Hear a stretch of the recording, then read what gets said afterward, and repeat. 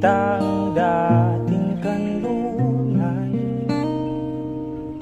tahanan ng ating tula at pangarap. Ngayon ay naglaho na. Saan hanapin pa?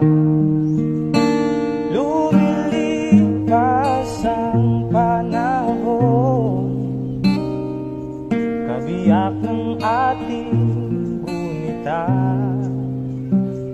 Ang mga puno, halaman, bakit kailangang lumisan? Panapanahon ang pagkakataon, may babalik ba ang kahapon?